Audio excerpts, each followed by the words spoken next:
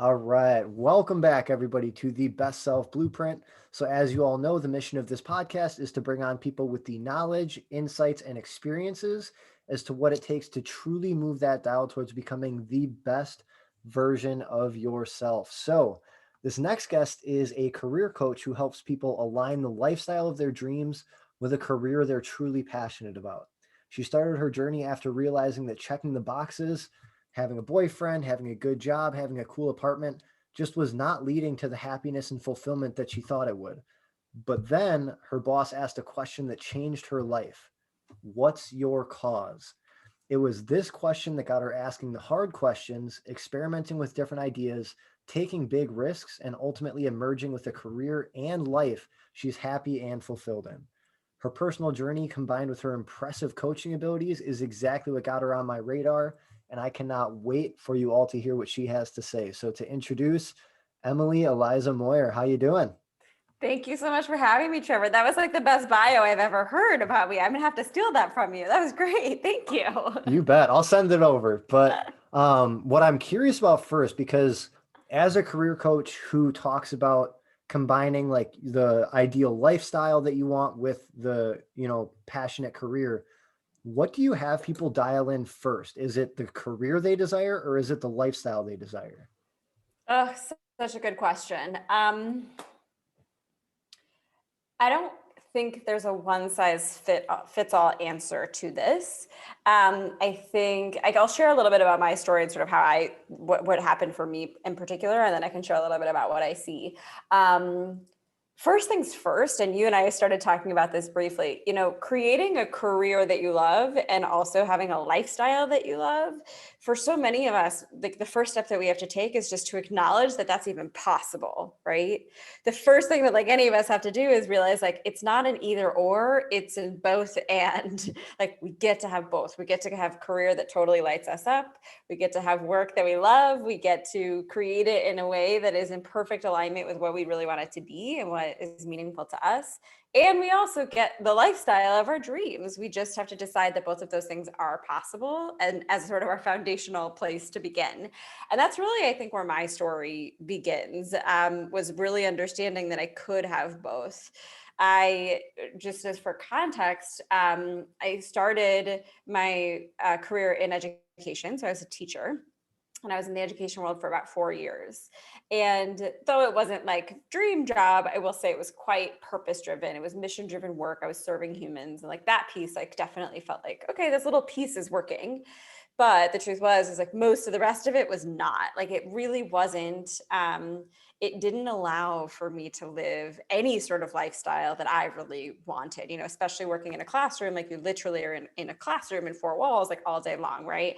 And then I worked did Teach for America and then worked for Teach for America. So I was working again, fluorescent lighting, like 9 to 5, traditional office, like corporate setting. Like, of course, I was still doing mission driven work, but I just again and again and again realized like, this isn't how I want to live my life. And so for me, I knew I always wanted to do purpose driven, mission driven work. Even though at that time, just a few years out of school, I didn't know really what that was for me. I sort of at least was in kind of the right realm. And I needed to figure that out. But the most glaring thing was, holy shit, like I can't do this. I can't like keep living in this like fluorescent box anymore. I've got to get out and travel. For me, lifestyle was all about being able to travel and have a career that I loved. And it wasn't until I didn't know that you could have both. Like I thought you had to pick. And so my only understanding of what it could look like was you either have a career and you have a prestigious job and you make money and you do well, right? Or you're a vagabond and you like waitress, which is nothing wrong with waitressing. I haven't been a waitress myself, but you waitress or teach English or something in a foreign country and like you don't make a lot of money and like whatever. Like I didn't really see the path, or you're like an expat and you have like some big high powered international business job and you get transferred to like China, right? I just didn't see any other paths. And so it wasn't until I discovered the 4 Hour Work Week. Trevor, have you read the 4 Hour Work Week? Yeah. Love that book. Cult classic now, right? Where I realized like, oh, I could have both. I could work remotely and travel and have the lifestyle that I want. And I could figure out how to have a career that I actually love, right? And that really lights me up and lets me use my skills and strengths and all the things. So for me, it was just like the first, just understanding that like we can have both. Like that was the most powerful place for me to start. And for me, the most glaring thing was lifestyle, right? Like that was the thing that was so off and so not what I wanted. So I would say for anybody who's sort of, so first things first, for anybody who's listening to this, like first starting to think about what is off, what's more off, right? Is it the career or is it the lifestyle? Maybe start there. And then ultimately lifestyle looks just like, I mean, we'll get into career stuff, but lifestyle is different for everybody, right? So for me at that time, it was working remotely and traveling, but lifestyle is everything. It could be the amount of hours you want to work. It could be where you want to live. It could be how much time you spend with your family. It could be financial freedom. There's just so many different things that kind of come into lifestyle. And I think just this baseline understanding that like we get to design it, we get to create it. It's literally like we're in The Sims, right? And we just sort of like build it as we want it. Like that belief is, I think, for any of us, like where we start. And then taking a look at, okay, if one of those things is really off, let's start there. What's the most glaring and how do we start to make some shifts? So anyways, I can continue, but how does that answer that first question? I know that was a longer ramble than you were probably expecting. That's perfect. No, ramble all you want. That's why I have you on here. But one thing I do want to highlight is if you don't even think it's possible, you're not going to put any effort into figuring out the problem. So that's the first step, is understanding like, what is your limited thinking? Because if you don't understand that you have a limiter or like a governor on your thought process of what is truly possible for you out of life, out of your career, out of whatever, you're not going to even let your brain hope and wander and start to figure out the answers to that question. So that, I think, is a really powerful first step. Is you talked about like, first you just need to understand like, A, it is possible, and B, you deserve that. Like, if as long as you're willing to, do what it takes to set that up for yourself and set that kind of life up, anyone is deserving of that killer combo of like the lifestyle you want with the career you want. So I absolutely love that part of it. And I think what, like, just to kind of like respond and validate what you just said, it sounds so simple, right? But we limit like we are taught in a way, right? Society sort of teaches us to limit ourselves, right? When I hear words like realistic and like whatever it is, like there's a million different words that we think are just like, well, we should be realistic. We should be practical. Says who? Says who we should be realistic and practical? And who's defining that? And what does that even mean, right? So like if anybody's listening, like an exercise you can do is like, noticing the ways in which you might be limiting yourself, whether in the language that you use, whether in how you talk to yourself, whether in, just if anything seems impossible, asking yourself why is that impossible? Is there a 0.0001% of possibility that it could be true for me? Well, if it's yes, then like, why the hell am I limiting myself and closing the door to that, right? And so anyways, yeah, I mean, to be frank, like that is literally going to make or break the lifestyle and the career that you create for yourself, right? Is the limitations that we put on ourselves or not. Or if we can get a sledgehammer and crush them, right? And like knock them all down, we open up so much more possibility. And it just plays out in everything, right? I was talking to one of my business bestie this morning about this actually, because our limitations, right? Our self-imposed limitations, limiting beliefs, whatever you want to call them, the shoulds of life, like they block us from everything. They block us from even being able to dream, right? So many of us just stop dreaming because we're like, oh, that could never happen because I don't know how I would do it, right? We get so stuck and they're like, well, I don't know how I would even make that a reality. So like, I'm not even going to let myself dream there. So anyways, yes, it's just like, that's where it starts. Like if we don't allow ourselves to even believe that there's like a 0.001 chance of possibility and start to allow ourselves to dream, which many of us don't, then it's just like, we're not going to go anywhere. Yeah. So I want your opinion on this, but here's my feeling about the word realistic. In terms of having dreams and goals and aspirations, you should not limit yourself by using the word realistic. Your dreams are just that, like they are up for as big as you can make them. What you do need to be realistic about is in your pursuit of those dreams, not trying to fantasize where you're at and thinking it's better than it is, because I think that's where people tend to get comfortable, is like, if you set the bar way up here, and like the bar is, let's say what you're talking about of like a job that I'm really genuinely passionate about and living a lifestyle that I really genuinely am fulfilled with, and they start kind of working their way up and they get to a point where it's like, okay, well, this is a job like I can tolerate and it's okay, and I'm living a lifestyle that isn't horrible, like it's good. And then they stop there because they think like, oh, well, this is it, like this is the dream, it's not a job I hate, it's not a lifestyle I hate. That's where I think being realistic and really like reflecting on like, okay, let's go back to what was my dream and where I am at. And if I'm not yet there, like that's okay. But now you have to keep going with the process. Realistic is such a funny word because it's like realistic is like, it's what? It's like where I am against an expectation, right? So, you know, so anyways, the way that I see this like play out quite often is, especially with high achievers, right, is that we set a goal and we're like, we want this goal, but we want it to actually have happen now, right? Like as soon as we dream, we're like, well, why isn't it now? Why didn't it happen already, right? As soon as you get clear on a dream. And then because it hasn't happened already, you just give up on it, right? Or you just sort of like ditch it because you're like, well, it's so fucking far away. Like, sorry, I don't know if I can swear at your podcast, but Go for it. it's so far away. Like, what am I even doing? Like, why would I even try to go after it? It's so far away, right? And I should just be realistic and just like stay where I am and like whatever. And so, you know, I think I just hate the word realistic because it's just a made up unknown word. I think there's a lot of made up words that, like, by made up, I just mean like meaningless words that we create, that we use, that hold so much emotional weight. Failure is another one. But realistic is another one. Like, realistic according to who? Like, what does that even fucking mean? Like, it doesn't actually mean anything. What is realistic? Limiting yourself. When I hear realistic, all I hear is limiting yourself, right?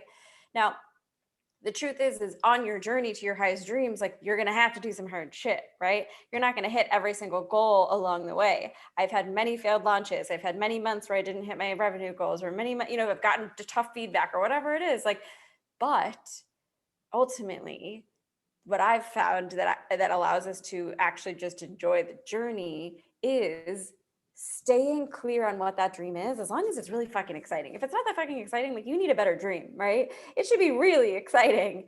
And on your way, enjoying the process of getting yourself there. Allowing yourself to enjoy the experience of learning, of figuring it out, of quote unquote failing, of taking missteps, of whatever it is, because that is part of the journey, right? That is part of the process. And if you get to the dream and you haven't enjoyed any of the journey on your way there, then like you kind of just missed the whole fucking point, right? You are talking my language. Like I have said almost word for word what you've said on here before, where that's so important to me because I think unfortunately and I think the internet, social media, all that has endless good to it, but the downside is that instant gratification portion where I think that's training your mind to get that instant dopamine rush of like liking something or commenting, and like you get that dopamine rush of like a sense of accomplishment, like I did something, or you post something with a lot of likes, like cool, that took 12 hours and now I am loved by everybody, that kind of thing. And Mhm. so when you all of a sudden try to switch and tackle something that's going to take 6 months, 2 years, a decade, you lose that ability and that grit to stick with it, even if you trip and fall on your face a few times and people come and tell you things you don't want to hear or do things you don't want them to do, which happens more than any of us would like. But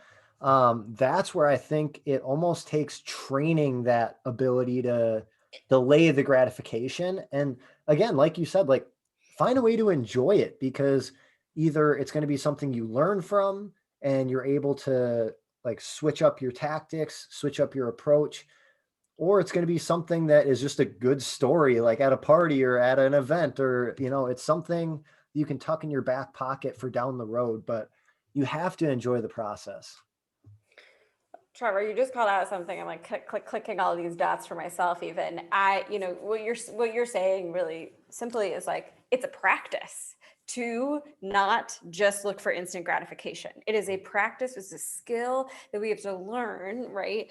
To hold something, right? To be on a path somewhere, to have a dream, right? And to actually do the things day to day that are going to get us there, and not just sort of be focused on instant gratification.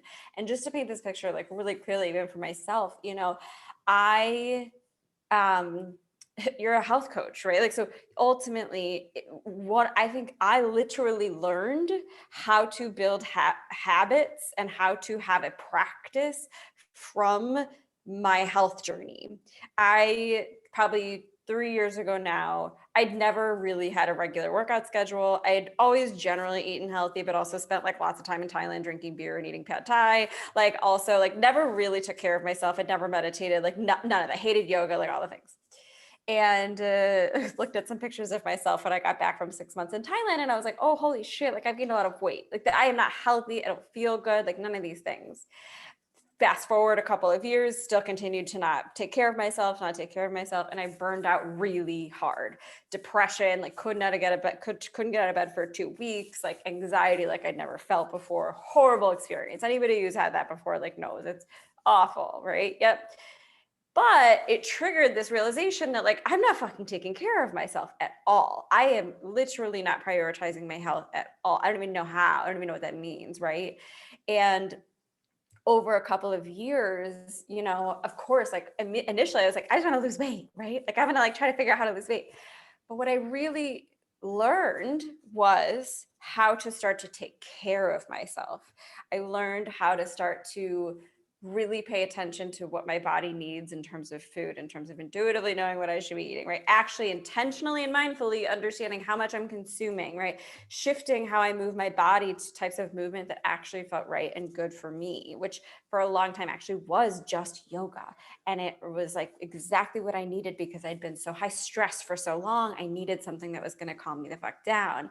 Meditation, like, there's just, I mean, look, changing my relationship with alcohol. There was about a year that I basically stopped drinking so that I could recreate a relationship that felt more mindful and more intentional with booze, like all of these things. But I say that to say that now in my life, I know how to build habits. I know how to practice. I know what it feels like to see delayed gratification. I ended up losing all the weight and more, and I'm the strongest and healthiest I've ever been, but it's from years of building better habits and building better practices. And it's the same thing in other parts of life, right? If you want stronger relationships, you need to build a habit of better communication, right? If you want a career that's really going to light you up, or let's even just talk about where you and our business owners, you want a business that's successful, you need to build habits and practices that are going to support what you actually want your business to look like, rather than getting distracted by it. And if I go back to the health thing, quick fix diets, right? Whatever this shit. There's a million instant gratification things in the health world. There's a million instant gratification things in the business world too, and they don't fucking matter, right? It's literal all it is distraction, rather than actually getting clear on what does matter, what actually impacts my health, what actually impacts the bottom line of my business or my ability to serve people or my relationship or whatever it is. And how do I build habits and practices that support those things and do them every fucking day? Whew, that was good. That was a lot of good stuff. All right. So I want to do my best to unpack it. That was freaking amazing. So the first thing I want to touch on is she said it so beautifully. Like, if you want to get the most out of life, you need to implement daily habits, consistent daily habits that will allow you to align with that life that you want. That's something, I mean, I've had clients who, like, the first month I only have them working out maybe 3 days a week for like 10 minutes a day. It is so condescending to their ego. But I tell them, I'm like, I don't care if you don't get any stronger or faster. I want you to build the habit. And once you can prove to yourself that you can consistently do something, yeah, we'll start stacking stuff on. We'll make it more fun. We'll really start to see some results. But you need to have that track record with yourself before you can really dive into something. And again, yeah, that goes outside of health. That's with finances. If you're always spending money and then saving what's left over, as opposed to saving and investing and then spending what's left over, you don't have that track record with yourself to feel good about developing that habit yet. So you need to get the mindset of, what are things that I need to do on a daily, weekly, monthly basis consistently, and have that compound focus on those things that will afford me the lifestyle I want, the career I want, the relationships I want, the health and fitness that I want. And really, at the end of the day, I think that's what it boils down to. So that was awesome that you went down that rabbit hole. But it sounds so simple, it's like, yeah, okay, do the daily things, but it's not, there is the habit building, but there's also, I mean, I'm sure you see this all the time in the health world, where people have got the habits, but they've got bad fucking habits. Right? Oh, And yeah. like in business too, it's like, yeah, you're great at posting on Instagram, but like, are you making any money? Are you helping people? Like, it's like we get, it's, you call it like this instant gratification, the likes, like all these things, like that shit shows up everywhere, literally everywhere. And it's distracting. And it's, listen, I am not above this. Like, I've spent 2 years in my business just learning how to remove the distractions and remove the things that don't matter, so that I could get really clear on, okay, if I really have so many hours in our day, first of all. Second of all, we don't want to spend them all doing a million fucking habits, right? We've got to figure out like which ones actually matter, which ones are actually meaningful, which ones are actually going to have an impact on whatever it is, your business, your health, your relationship, whatever. And how do we just choose like the bang for our buck, right? Like the 80-20, like what are the things that actually matter? And that, I think, is it's like, for step one, learn how to build a habit for sure. Step two, make sure you're building the right habits. Yeah. And I completely agree. I think in terms of habits, it is like a two-sided coin. It is developing the right habits, and it's also having the ability to self-analyze to see what negative habits do you need to get rid of. And again, going back to, again, instant gratification, if you notice you have a bad habit, it's not going to be like you can wake up the next day and it's just gone. That's what neural pathways are for. It is like if you go sledding down a fresh hill, as soon as you go down the first time, you pave a path. That's like neural pathways. Once that path is paved, it is that much more ingrained in your brain. And so it's going to take some time to dig up those neural pathways and form new ones, AKA developing new habits. But that's, again, where you have to enjoy that process, as frustrating as it can be at times and as emotionally taxing as it can be at times. There's still a lot of ways to enjoy that. And so one thing I'm curious for you about is, let's say I'm a person who's in like a standard 9 to 5. I tolerate my job. I'm not overly passionate about it. I don't have the lifestyle I want. I just go to my 9 to 5, hang out with my friends on weekends, and that's my life.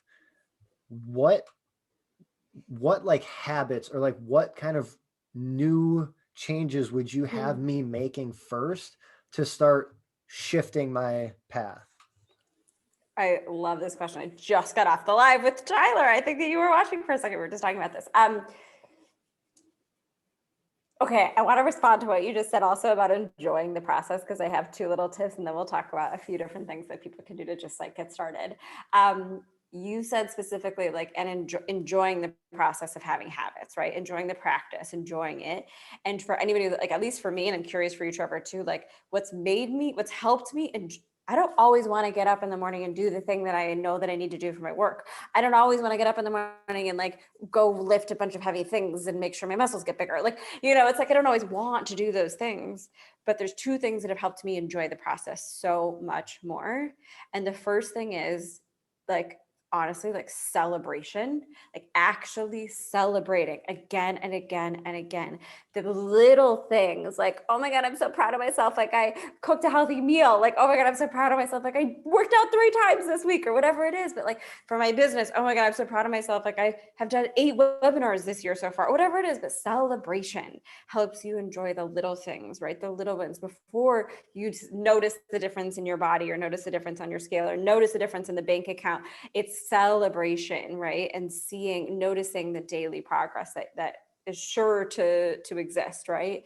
And then I think the other thing for enjoyment for me is like being present with my experience and whatever I am doing, right? And like really, and again, it's all a fucking practice, but like actually, when I am on a webinar with people, it's like not just being on the webinar and hoping I book sales calls so that I have more people join my program, right? It's showing up for my webinar because I get to fucking spread my message. I get to fulfill my purpose. I get to serve humans. And as long as I show up and in that hour and a half, my primary focus is stepping into my purpose and being present with the people that have decided to take an hour to hang out with me, like that is presence, right? That's presence for me.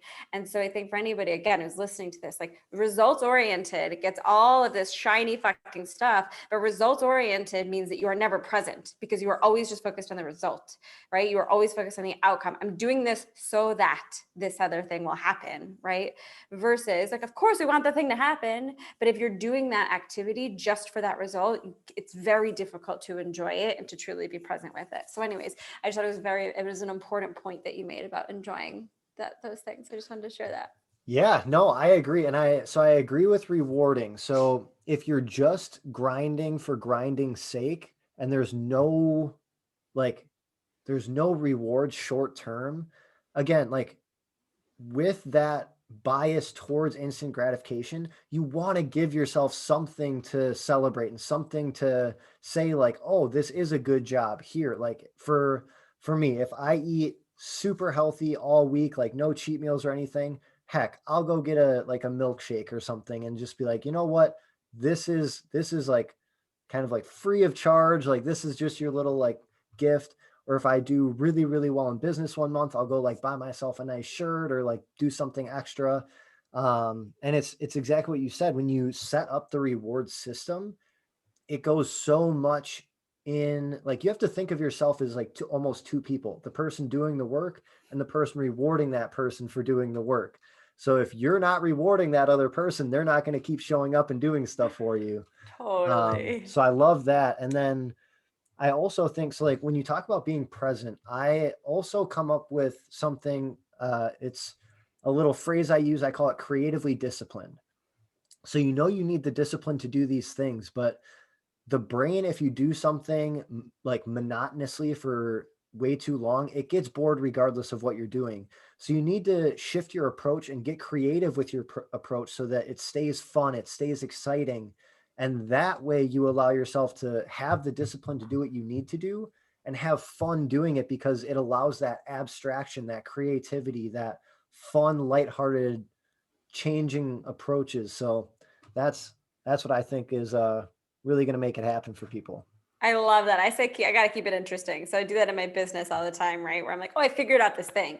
Like, okay, once I figured it out, that means like I'm probably going to get bored with it at a certain point. So like I have to keep it interesting. Is sort of what I say, where I'm like constantly shifting things and changing things and trying things and whatever. And it's not to say that what I was doing wasn't working. It's just that if you keep doing the same thing and you start to get bored with it, right? Like then it ultimately ends up. That's when people think there's something wrong, right? I know even in my life, that's when I'm like, oh, I got to blow it up and start something new because I'm bored with this thing versus just like, I love that creatively disciplined, keeping it interesting. Totally. Okay. So you would ask me a question about like, you're in a 9 to 5, don't love your job. No, it's not the forever job. What do you do? Yep. So there's a few places that I would start. The first, and honestly, it kind of comes back to what you and I were talking about in the beginning of this call or this recording, which is start to, I mean, we talked about mindfulness, but ultimately start to just notice your experience, notice what's working and notice what's not working. Again, quite often we think we have to blow it all up, right? Like nothing's working, it's all bad, right? Versus the first thing is just starting to notice what's working and what's not working. When you get clear on what's not working, well, then you kind of know what you want to change, right? So what you want to change then is going to be informed by what we actually believe is possible for ourselves, right? So here's just an example to be specific. Most of the clients who come to me are in 9 to 5s and they're unhappy in their careers, period. They know they're not in a forever job. They know that this, like where they are, most of them aren't in their forever job. They feel really disconnected, burnt out, unmotivated, uninspired, like all the things, the whole gambit. And most people are sort of saying, like, I know I want to change, but I don't know where to start. And I don't know what I want. And I don't know where to go. I don't have clarity. I don't have direction. I don't know what steps to take. Right. But what's really happening is that people, most of us, like what's happening is we're following the wrong roadmap, is sort of what I say. We're following the roadmap that says, get a job, go to school, get a job, get promoted, get married, like do all the things, and then you'll be happy. And then you'll be happy. And then you'll be happy. But the truth is, like, we get to be happy right now. We just don't know how. Right. And happy means something different for everybody, but the happy that most of the people who I work with, what they're referring to is fulfillment. I want to feel meaning. I want to feel that the work I do matters. I want to wake up and be excited by what I do because I know I'm on the right path. I want to help people and make this world a better place and have an impact. I want to use my strengths and skills and talents and do something with them and fulfill my own potential. That's what most people are missing. But what they're doing to get all those things is mass applying to cold jobs, endlessly, aimlessly scrolling LinkedIn, job hopping, hoping the next one's going to be better, looking at everybody else and like trying to just adopt what everybody else is doing, what everybody tells them they should do, right? And I've been there, so like I say this as like a they, but it's me too, right? And none of those things are actually going to help you get what you want, what you really want, which is meaning and fulfillment and a job that lights you up and all of those things. So what I see is that quite often, like if you found yourself in that position, if this is resonating, if you're listening to me, like stop doing all those other things because they're not working. You did them, you tried them, right? Like they're not working. That roadmap is not the roadmap that you were meant to follow. The roadmap that you need to follow is a little bit different, and it's not super complicated. The first thing is you and I started talking about dreaming. We have to believe that it's possible for us to have a career that can give us all those things. And if we don't, then it's not going to happen. So it's starting with dreaming, believing it's possible, right? The second thing is knowing what it is that gives somebody meaning and fulfillment. And what gives us meaning and fulfillment as humans is purpose. Period. Like that for most of us, for all of us, I at least believe, it's like it's purpose. And no matter who you are, where you are, you have a purpose right now. You don't have to quit your job to go find it. You don't have to go travel to go find it. You don't need a sabbatical to go find it. Like you have it inside you. Just nobody's taught you how to actually pinpoint what it is. So you don't know what to do with it. So you and I were just talking to somebody named Tyler, one of my clients, and he was just explaining the story of how he hasn't quit his job. Nothing in his life has really changed, but he's gotten so clear on his purpose that now that's the lens through which he views his life. So when he's having conversations with family and friends, when he shows up for work, when he talks to colleagues, everything that he was doing last week or whatever it was 3 months ago, right, before he joined the program, all those things are still happening. Right. But before they weren't lighting him up, they weren't fulfilling him. And now, because he was seeking something else. Right. And now they're fulfilling him because he has that lens of, oh, wait, like these are the things that light me up. So not only do I want to be present to actually let them light me up and let myself experience myself fulfilling my purpose, but also I want more of it. So we just start to choose more of it. So anyways, that's where I would say to start. All right. And I like it. I think that's exactly what I did. I was like the remedial job guru where I was just doing all of these base level, entry level things. And at the time I did truly believe that I was like, my thought process was, I'm going to dabble in all these things. I'm going to see what works. I'm going to see, what I like, process of elimination, basically. If I don't enjoy it, then I'm not going to stick with it. After a long, difficult reflection period, I realized that was me really just frantically trying to get a foothold or handhold on something, anything. And it was only once I, again, did the inner work, started reading. I know not everyone enjoys reading, but I guarantee you, if you find a book you like, you'll like reading. It's just like someone saying, oh, I don't like TV. It's like, no, you just don't like the shows you're watching. Same thing with books. So I did that. And I really I talked to the right people and I put myself in the right situations. And that allowed me to really actually find my path. And I'm going to just weird little story, but I feel the need to share it. So I'm going to. So every time my grandma would visit, she would always ask, and I'd always have a new job every single time. And she'd always ask, like, do you enjoy what you're doing? And I'd be like, oh, yeah, it's pretty good, blah, blah, blah. And I'd justify it. And then March 18th, 2018, I wrote a journal entry about when I started working in fitness. And I wrote, like, I know this is my passion. I know this is what I want. This is my purpose. And the next time she came to visit, she asked, do you enjoy what you're doing? And I just looked her straight in the face. I said, I love it. And that was it. No justification, no nothing. And that's when and I'm getting goosebumps I because do it's too. like, at the level of certainty that you have, once you really find that thing, there's no questioning it. There's no self-doubt. There's nothing but alignment and passion and everything else that comes with it. Whoever is listening to this, like, rewind that and listen to that. That is what it fucking feels like when you are living your purpose, when you have found it. That's it. There's no question. It's exactly what you just said. If you are questioning, if you're wondering, if you don't know then you don't know yet. Then you don't know what your purpose is yet, right? If you have any fucking question of whether or not you're on the right path, then you don't know if you're on the right path. Then you haven't gotten clear on your purpose, right? Like, and that's okay. But like, have I found my purpose yet? If you're asking that question, then you haven't fucking found it, Mm-hmm. right? And it's okay. But then let's help you find it, right? Like, you could join my program, you could read a book. There's a million people that help people find their purpose now, right? Like, I'm not the only one out there, but ultimately, that is it.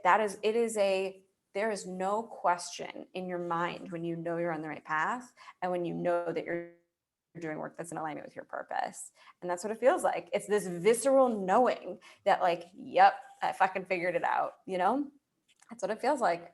You and I use like weirdly similar terminology as we're going through this. That's all I'm thinking about. But so one last question, then we'll get into, like, I have a final two, so like a little finale. But one last question I have is, let's say again, someone comes to you, they're seeking your counsel, and you say, all right, the first step is you have to truly believe that, like, this is meant for you, like you deserve to live your dream. And at first they just don't.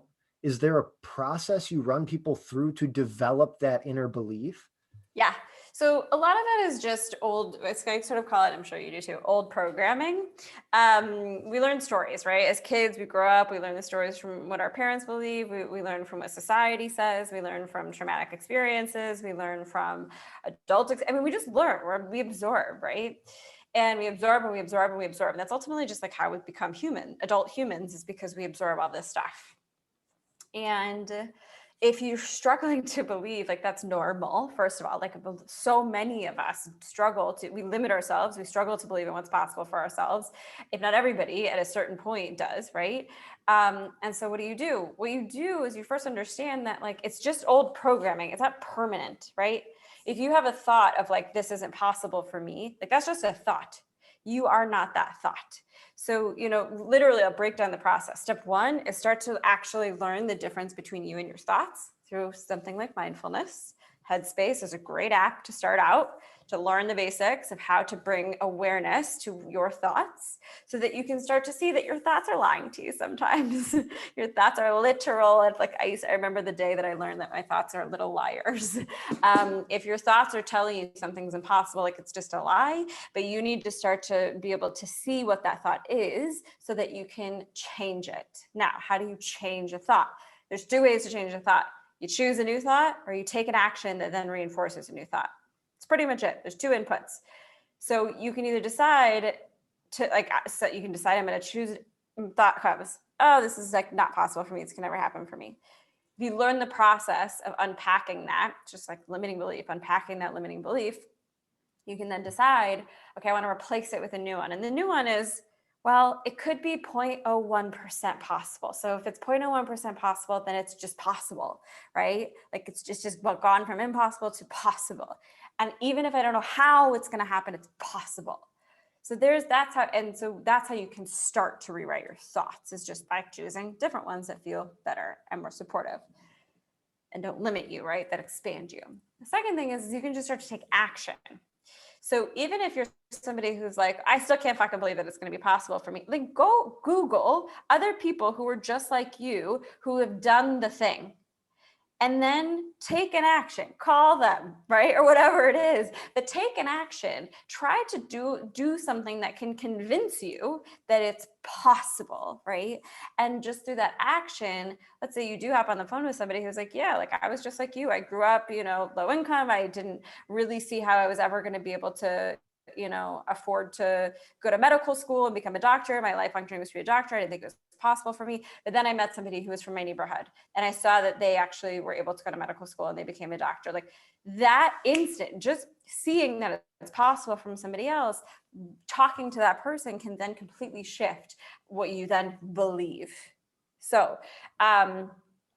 that's just like a very high level explanation of how to rewrite your thoughts. There's lots of books on it. Dr. Joe Dispenza. I'm sure Trevor can share some others, but there's like some amazing books out there that can help you rewrite the programming that is in your brain. The thing that gets overlooked is trauma. Trauma's got this like big, heavy presence, right? Like, oh, trauma. Like I didn't have trauma. My parents loved me. I would say like everybody has some level of trauma in their life. And trauma is just shit that left a mark, period.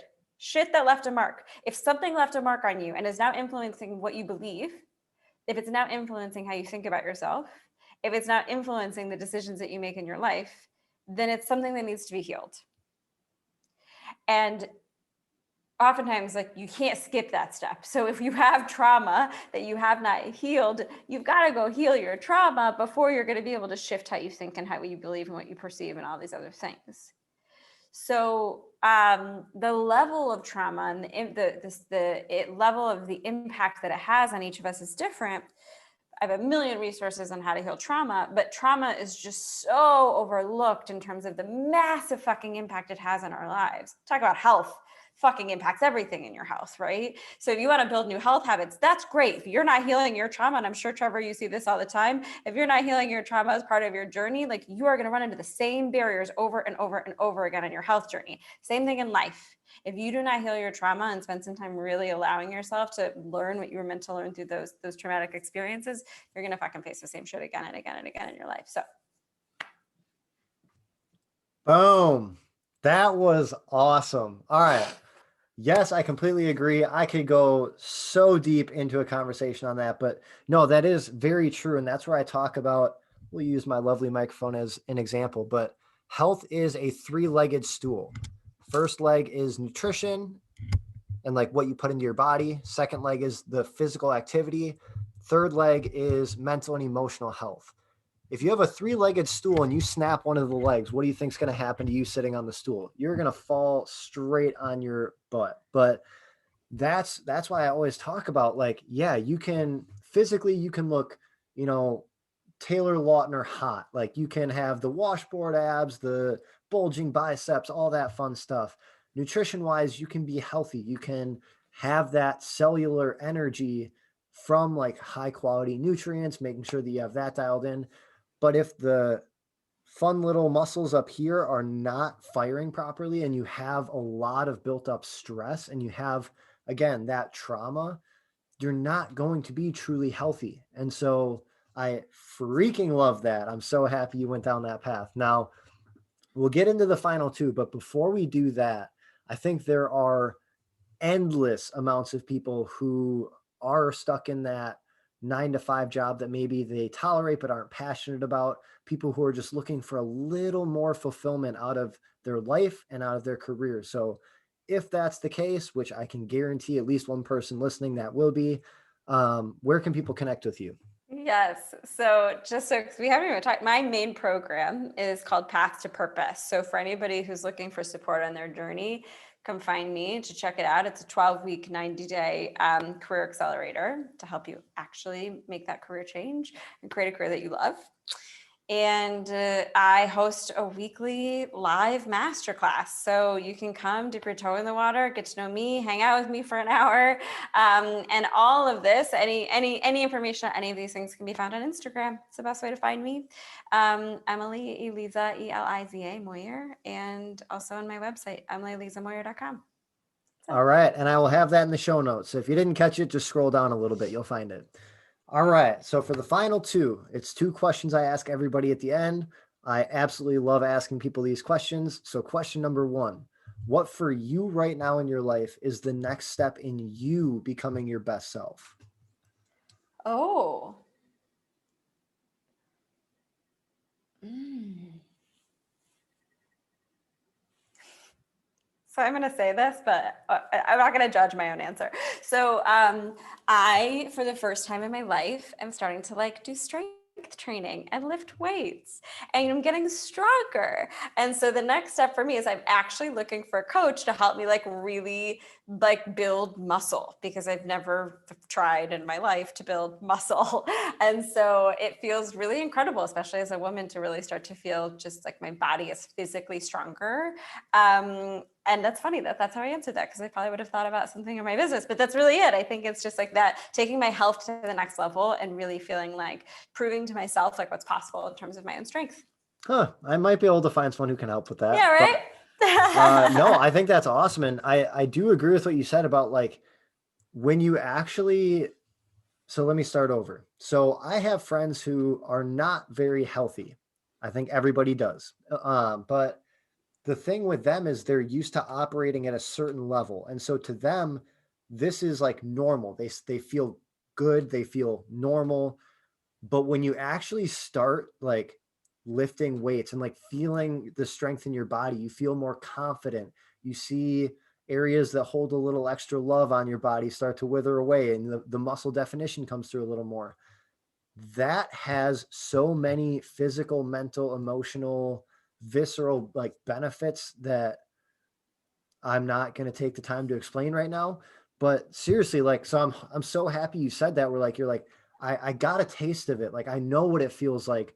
Now I want to take it to the next level. So I think Yep. that's so awesome. Now, the second question is less of a question like for me, but it's a question for the listeners. So you get to challenge the audience to do one thing. So if you could challenge them to do one thing that will teach them something about themselves or better their life in some way, one challenge that will help them become their best self, what would you challenge them to do? Take out a Post-it, write on it, what's lighting me up, and start to make that list. Ooh, okay. And that can be like hobbies, that can be people in your life, that can be anything. Anything. What's lighting me up? You do something that lights you up, it goes on the list. And you'll obviously, there are things that will happen, right? Like you'll start to notice what's actually lighting you up. You'll start to notice what's giving you energy. You'll start to do more of that. And the more you do of that, the more honestly, like your energy is just to increase. Your vibe's going to increase, like all the things. You're going to be happier. Like, but just bringing awareness to what's already lighting you up is such a powerful exercise. So that's my exercise. Get out a Post-it, put it on your computer, put it on your desk, whatever. What's lighting me up, and just start to track, make a list of what is lighting you up. I love it. I think that's awesome. Yeah. So there you have it, people. Make sure that you do that. And what's cool about that is I feel like because of the fact that like obviously what you focus on grows because you're putting a spotlight on it now, people are going to notice things that they weren't even aware lit them up. And now all of a sudden they're going to be out doing something. And all of a sudden it's like, oh wow, I didn't even like think about that. So I think that's going to have a snowball effect for people who really do it. So for anyone listening, please listen to her. She's very intelligent if you haven't picked up on that. But awesome. So that is it for the actual podcast. Emily, I want to thank you for coming on. I think I had high expectations and this exceeded those expectations. So thank you for your time and thank you for going through the journey you went through, because there are a lot of people who, again, they settle for comfortable, and you blew that so far out of the water to the point where not only did you set the standard of living your dream life, but you're holding other people to the standard of living their dream life. And I think that is so amazing. So thank you for everything that you're doing. Thanks, Trevor. Thanks so much for having me on. And thanks for everybody who's just listened to this episode. I think they're saying you're welcome. So for everybody listening, yeah, seriously, thank you for tuning in. As always, I have crazy respect for anyone who invests their time into listening to people who are, they have the information, they have the experiences that will help move you into that aligned best version of who you are, whether it's someone who's helping with your career and your lifestyle, someone who's helping with your health and fitness, whoever. So thank you everybody for listening. If you have questions, comments, concerns, please let us know in the comments or reach out to us individually. And if there's someone you know who is stuck in a job that they aren't passionate about, or they need a little revamp in their lifestyle, share this with them. That is why I brought her on here, is so that this information could get out to the people who need it. And so if you do that, I will be forever grateful. But thank you everybody for Thank you. listening, and we will see you next time.